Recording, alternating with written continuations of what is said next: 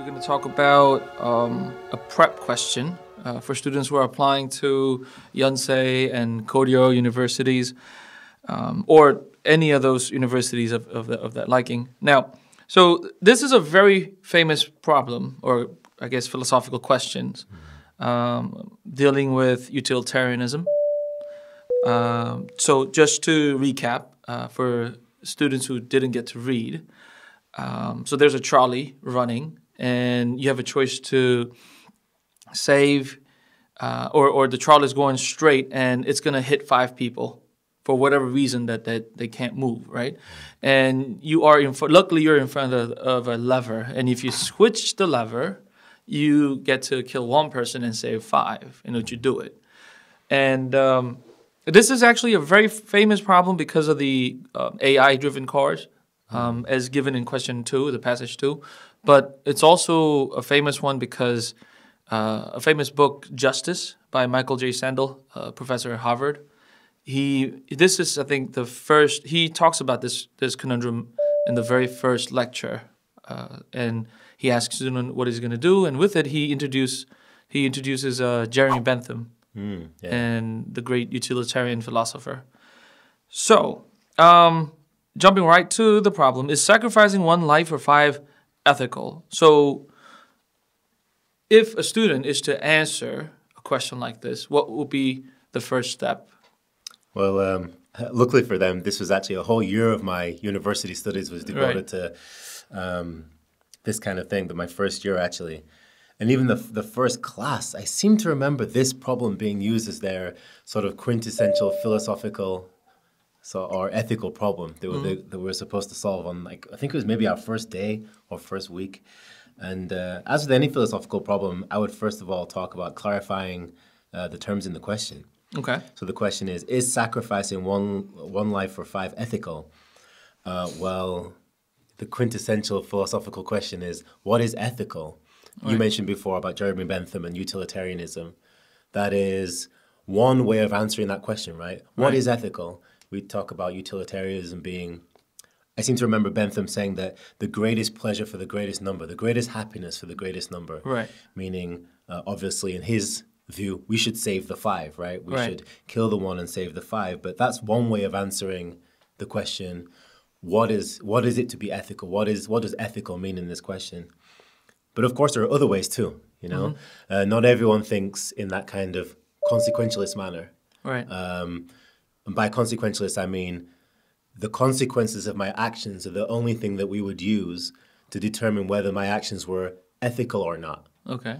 But there are other people too, you know, the people like Kant or whoever who would say, actually, no, it's not the consequences of my actions. It's the actions themselves which are right or wrong. Right. So you would have to first set up some kind of,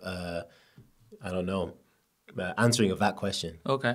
One of the ways that I teach my students when they have to tackle a philosophical question is try to look for the opposite idea. So if there's an idea that is opposite to utilitarianism, what would that be? It's a very like devil's advocate kind of view, right? The Socratic method. So an opposite of utilitarianism in this sense would be a deontological approach to ethics. Deon sort of coming roughly from, I think, the word duty. Right. And in that kind of sort of virtue ethics, it's kind of taken as given that it's the rightness and the wrongness of any given action is in the act itself. Right. So I could try and save you, and if I failed, I still did the right thing. Right. You know what I mean? That kind of idea. So or I could try and save you, kill 5 people by mistake, and they would say, oh, it's okay, you tried. You did the right thing. Whereas a utilitarianist would say, you killed 5 people. Okay. So utilitarian will only look at the results, whereas the deontological people would look at the steps taken. Yeah, the process, the actual act itself. Good. Yeah. All right. Yeah. So maybe they could mention deontological and utilitarianism. I think it's important if a student has to answer for questions like this to mention that they know such concepts, just to know that a student has been prepped for something like this. Now, however, but the student still has to give an answer. Is sacrificing 1 life for 5 ethical? What might be a good approach to that, answering this question? I mean, it depends how they feel, right? Right. It depends because you have this sort of utilitarian idea of we need to save the most people, the most lives. And then you may come from a sort of more deontological approach of, no, you just need to do the right thing. But what is the right thing here? I mean, that is the question, isn't it? It is, yeah. And it would depend on your own moral compass because intuition plays into this too. Right. We may not consider ourselves a strict utilitarian, but our intuition may tell us, I should save the 5, even if I'm not sure why. Or I may be religious, right? And that would be another kind of form of deontology or that kind of virtue. Ethics. Right. And it's funny because I have used this question with many students and rarely do they actually say, okay, who's the one guy and who's the other 5? And of course, the question does limit our knowledge because we're far away from the trolley and we can only switch it and we have no idea who's that one person is going to be and who's the 5 people going to be. But is it wrong to ask who, okay, that depends who's that one person and who's that 5? Well, I remember in my university courses, it was split up into applied ethics and then what was known as sort of metaphysics, like the philosophy of ethics. In the philosophical aspect, people were urged not to ask those questions, but in an applied ethics setting, those were the important details. Now, I think it's good to, because metaphysic or metaphysical, that's one term that students often get confused. And students don't often look up what that actually means. So what is a definition to that? So when I would be talking like the sort of the metaphysics of it, it would just be, in a very simple way, the conceptual idea. There's one person. We don't know if they're old or young. And then there's 5 people here. They're just concepts. Right. We're not talking, there's John. That's your friend John. Right. And there's 5 really, really old people about to die over there. Right. Like that would be more of an applied ethics. These are physical specifics. Whereas a more metaphysical approach would be just more conceptual. Not actual circumstances, just possibilities, hypotheticals. Okay. All right. So so in this case, the students will have to feel for, okay, is it 5? So in the end, it's the personal ideal that has to lead the question. Now, then moving on, how does the question change when it involves actually pushing a large guy? So that's the second one, isn't it? So it has to do with commitment, huh? I think... Committing the act? Yeah, right. So I think for... well, that's an interesting point, right? That's why they posed... It's called the fat man argument. That's why they originally posed the fat man argument, because to a utilitarian, that doesn't actually make a difference, if you think about it, because the consequence is the same. Right. If you push him or pull a lever, it doesn't matter. Whereas to a virtue ethicist or a deontological approach, that is completely different. Right. If I pull a lever and if I actually physically push that person, that's different. Right. So if you were coming from a more utilitarian approach, i.e. 5 lives are more valuable than 1, doesn't matter to you at all. It makes no difference. Okay. But, yes. I do, a question just popped in my head. So let's say, what should a leader be like? Should a leader, like a president, should president, because it's written in the Constitution, all men are equal, right? So under that circumstance, 5 lives is going to be better than 1 life. So do we write the political constitutions in utilitarianism or? Again, that comes down to your personal preference. If you were a very religious person, you might say, absolutely not. That's the last thing we want is just some benevolent machine ruling our society. And because that might lead to other situations. Like here we have the trolley problem and then the fat man problem. But several decades later, people came up with other ones. Maybe they've heard of the organ problem. There's one there's one sick person who needs an organ transplant. No, there's 5 sick people, who need organ transplants. And there's one perfectly healthy person. Is it okay to just harvest that person when they did nothing wrong to save these 5 people? That's the next problem. So, I mean, personally, I lean to a more utilitarian approach. But would I want our leaders to be like that entirely? I don't think so. I think there's something intrinsically important about human life.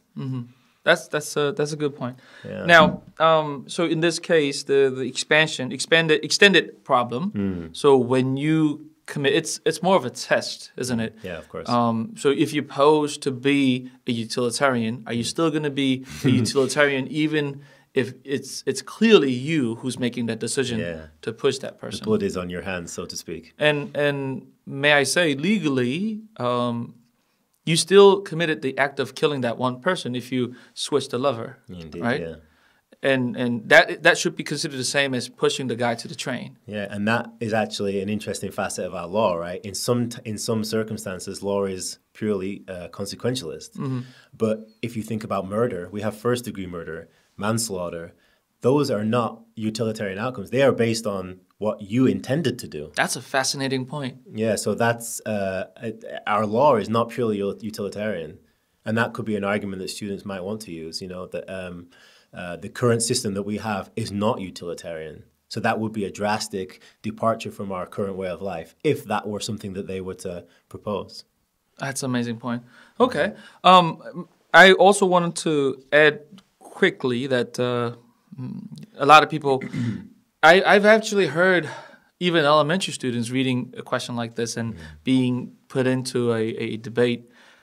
But when they do, they introduce this question as, what would you do when both outcomes are lousy, right? So anyway, moving on to the passage 2. Just a quick point. Yes. Sorry to interject there. You said elementary students. There are even, you can even look on YouTube and find 2, 3, 4-year-olds with those little kid blocks and having the question posed to them that way. Right. There's 5 people here, 1 person, and then see what they do. You can actually look that up today and find it out. That's it's cool. really interesting. All right. So moving on to the MIT Media Lab. Death toll that human-operated cars deliver every year.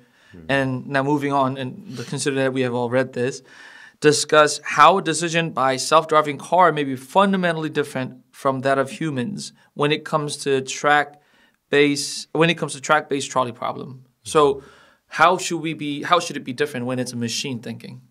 Yeah, so with the machine case, we get the opportunity to, if we are utilitarians, right, logically, but we feel a little uncomfortable with some of the decisions that would have to be made on that basis, like the organ problem, the fat man problem, and also the self-driving cars problems. You could look at it 2 ways. You could look at it as this is going to be unacceptable, right? Or an opportunity for us to act in a way that we wish we could if we were morally and ethically rational. Because we're not always rational. And maybe if there was 1 baby in the street and 2 really, really old people on the left, nobody would want to say, just get the old people, you know? Right. But if we were 100% morally rational, we might say, swerve off the road and kill those 2. Right? And those kind of decisions make us very uncomfortable. Very uncomfortable. It's very similar. I think that the automated cars argument is very similar to the organ argument in the sense that this is just an innocent bystander. Because we're saying the car should actually swerve off the road onto the pavement and kill someone else as a calculated decision to avoid killing, 5 people in the road or whatever. Right. Really uncomfortable questions. Right. Another thing to consider is this is a self-driving car. So it's going to be, it's going to make decisions by its, like you said, calculated ways or programmed ways. So also another way to look at this is how, how is it going to be programmed, or how will a program look at certain situations, like a trolley, something that is similar of the trolley situation. And as I've said about the first passage, maybe we should consider that, maybe we should make it clear that we're going to be utilitarian when it comes to the law or when it comes to the AI thinking. I quote, when I was teaching this class earlier, I used to quote that one of the barriers, I guess, one of the shortcomings of an AI, the reason why we shouldn't consider it to be a good thinker is that it cannot function under 2 contrasting ideas. Now, Scott Fitzgerald, the writer of the book The Great Gatsby, he said that the test of first-rate intelligence is to see if that person could function under 2 contrasting ideas. And I remember watching another TED lecture where he talks about an AI butler.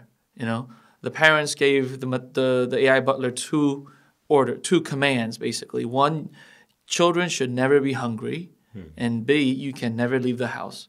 And it happens so that parents are gone and there's two kids in the house and they say they're starving, and the AI butler opens up the refrigerator and there's no food, and then the family cat goes by.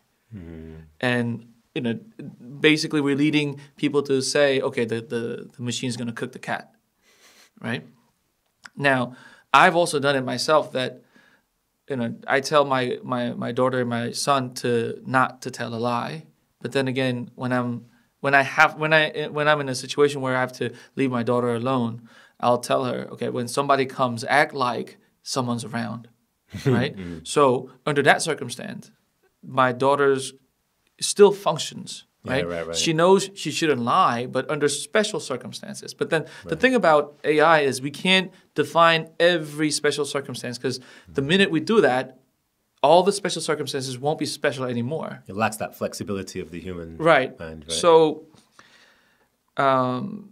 you know, we sort of demonstrated that without flexibility, the question one cannot be really answered. Right, and that flexibility comes from your own moral standing and your ability to reason. But with question two, AI can't be flexible by, you know, I guess fundamentally. No? And that could be, depending on your philosophical standpoint, a feature, like a positive, a good thing. We don't want it, because let's say you're a completely utilitarian thinker. That flexibility is a weakness of the human psyche. It's an actual irrationality on our part. Okay. And then AI presents us with the opportunity to overcome our own irrationality, which to them would be a good thing. Okay. Whereas if you came at it from maybe a more religious point of view or just a pragmatic point of view, then you would say like that it's just not flexible enough. And that flexibility is an inherent strength of human beings. So again, it would always come down to which side you fell on philosophically. Right. And I think, you know, hearing you, I also came up with House of Scorpions. Yeah. I think somewhere in the book it says, why would you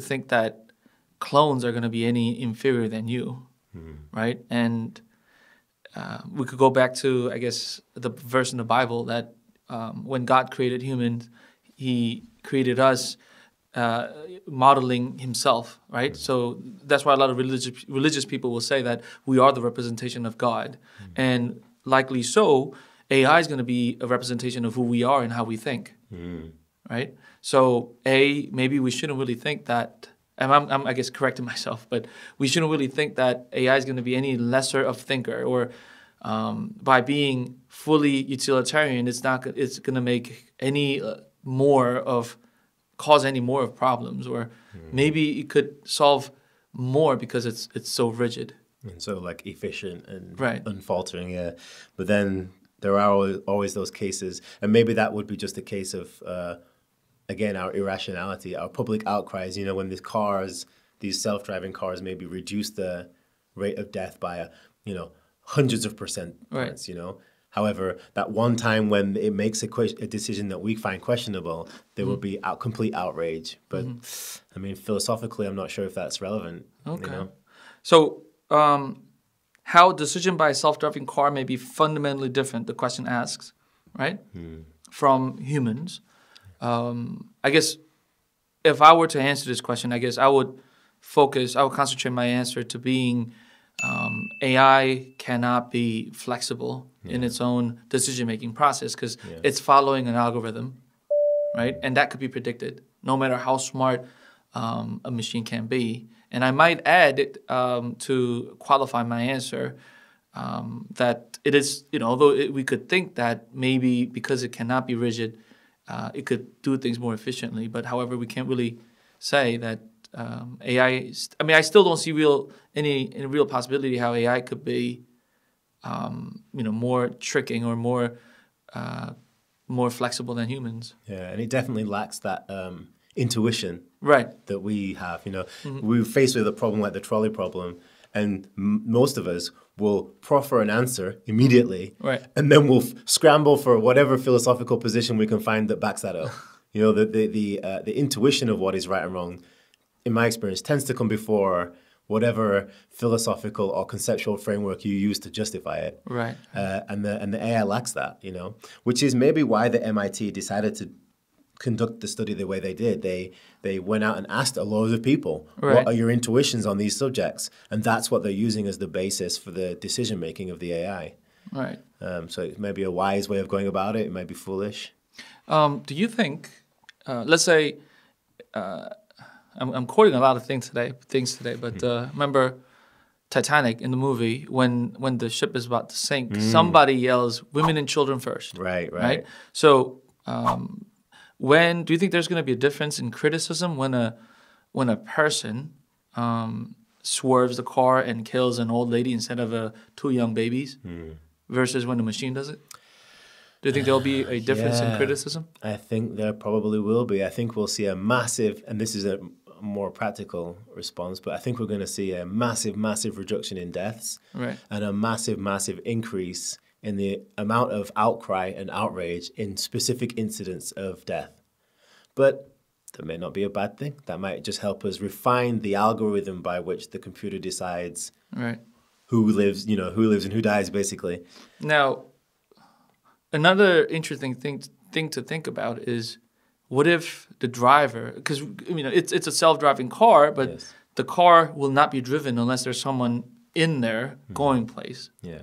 Right? Going places. So if it's an old lady in the car, will the car be programmed to kill the driver or the people in the back seat to save the young people? Yeah, we're going to have to write all those rules in, right? Right. If X, then Y, right? If the person who is about to be killed is of so many years younger than the person who's in the car or the other option, right. then it's going to have to choose which age group do I kill, which gender.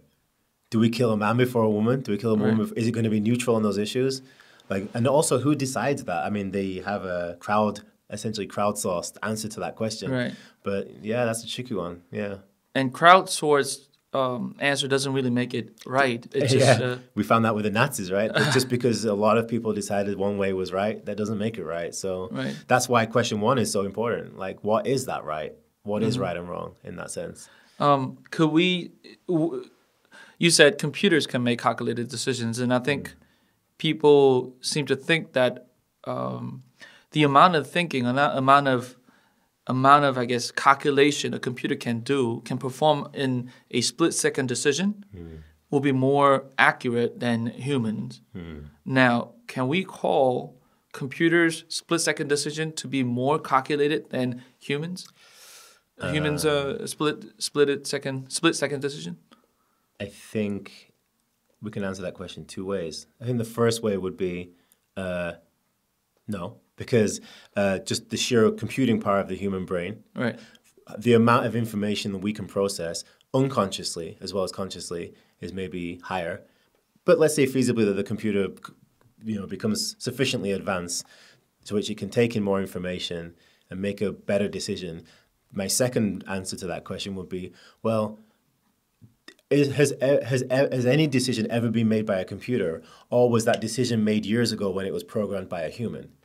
Like, I would actually argue that there's no computer that ever made a decision. The computer just carried out the decision made by whatever human made it. Right. I would say decision making is a fundamentally human act, and that the computer is just running a rule set that makes it take a certain course of action. But that rule set was designed by humans, and so they essentially made that decision.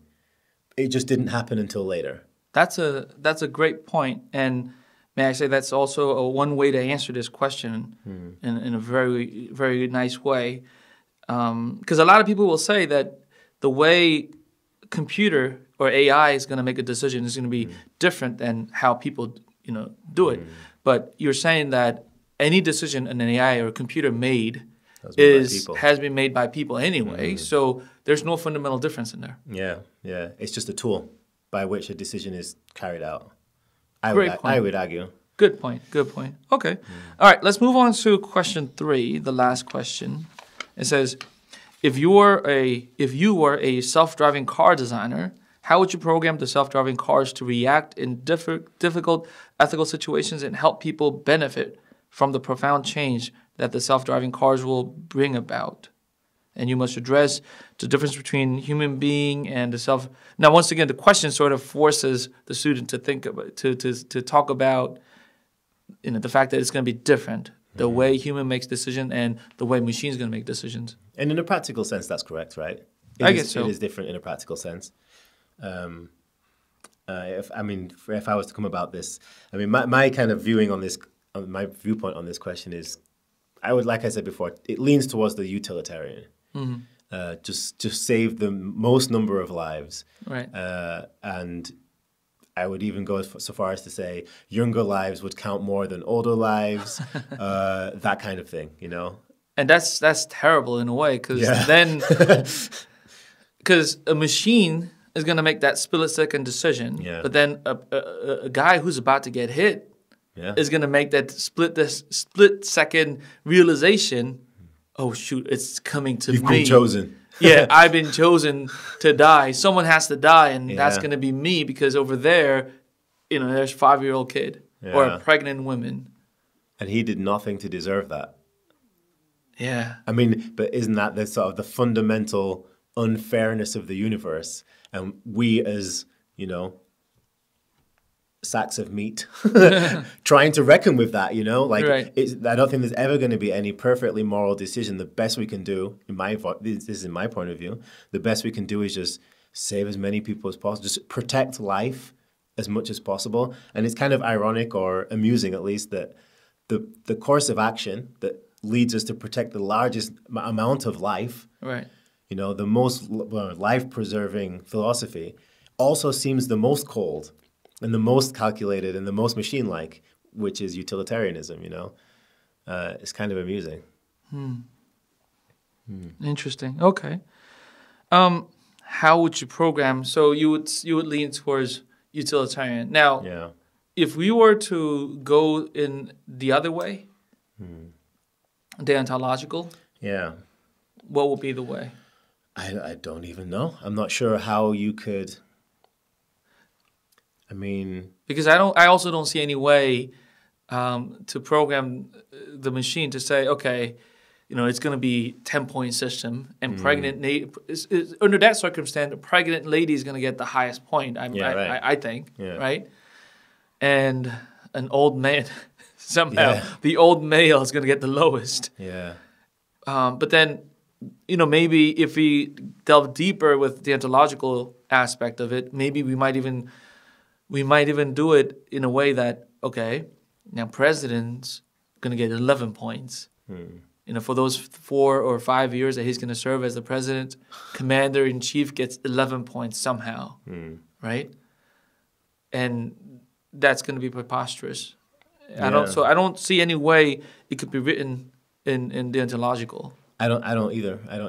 But now, I think one thing that stayed in my mind about this question is can we? So if there's an accident, and for whatever reason, a lawyer came up with the idea that, okay, that calculation was completely wrong, right? Can a machine's decision be accused? Well, that kind of takes us back to my point before, right? Right. If that situation did occur and there was an error in the calculation, you wouldn't sue the machine, right? You would sue the human that made it. Right. The responsibility at the end of the day has to fall on the shoulders of a human, because they're the only ones capable, philosophically speaking, of making an actual decision. Right. But it's kind of, it's going back to what you said before about scoring points, based on, but I don't see how you could actually machines don't function in the world of deontology, of virtue, of the intrinsic rightness of various actions. Right. Computers deal in consequences and measurable differences between various physical things, right? And in a way, even those measures are human aspects, not machines. By nature, AIs or machines going to be morally neutral in every aspect. It should be, or supposed to be. But in that situation where you've got a trolley problem, there is no moral neutrality, right? Someone has to die. And your neutrality means that 5 die. That's not neutral, right? Right, because neutral in this case would be indecision, not doing anything. Right, and indecision is a decision in itself. Like, you know, like. But getting it back to the question, it says, you must adjust the difference between human being and the self-driving cars in relation to the moral decision-making process. Well, I mean, philosophically, we might start to even undermine this question, you know. But I feel like one of my strategies, and this is for the students, one of my strategies in college was always question the question, but always answer the question thoroughly. Right. So in this sense, I would give both sides, and also question the question, you know, the terms in the question. So you're actually giving almost like a double answer. Right. You're not giving less of an answer because you're questioning the question. You're actually giving an even more thorough answer than was even expected of you, and that. I mean, that served me well in a philosophy course. Right. And I think being bold enough to say that there's no fundamental difference between human decision and machine decision, I think that could also be, you know, bold. But if you could work it out, I mean, that's going to be a great answer because not that many students are going to have courage or intuition to really answer that way. And you would be actually including all the information that those other students included, right. But an extra layer of sophistication that maybe they hadn't thought about. Good.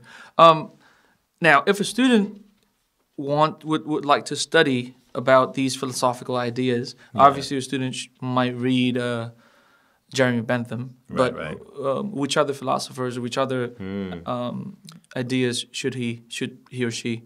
Well, it's kind of going a bit of a way back now since I was in university, but I remember that the original, the guy who basically thought up utilitarianism was Jeremy Bentham. Right. But I think there's been some way more famous, more modern, more contemporary proponents. John Stuart Mill with his book Utility. Was it Utility or Utilitarianism? That's been a huge influence on American culture, American society and thought. Even more contemporary would be what's his name? Peter Singer. Peter Singer. Yeah. He's a famous. He's still alive. Yeah, he's a really famous utilitarian. Right. His work has been more in the field of animal welfare and things like this, but it's still very much the same questions, but with a different. And we will one day talk about, because he talks about how it might be philosophically or morally wrong to eat sentient animals. Right. So maybe we'll come back to that. Come back to him. I love Peter Singer's writing. I've always interesting. I had to study him in university. For deontology, I mean the most famous one is obviously Immanuel Kant.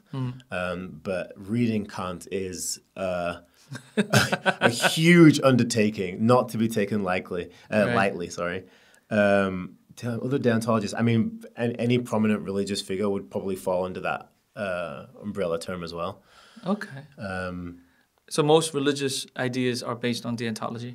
Yeah, usually, yeah. There's some kind of intrinsic, the scriptures usually say there's some kind of intrinsic rightness or wrongness about actions. I'm going to throw this question and then we should wrap up. But it's funny, speaking of deontology along with religion, because... I guess even religion, when you die, when you go to hell or heaven, right? You don't go to hell specifically because you killed 5 people.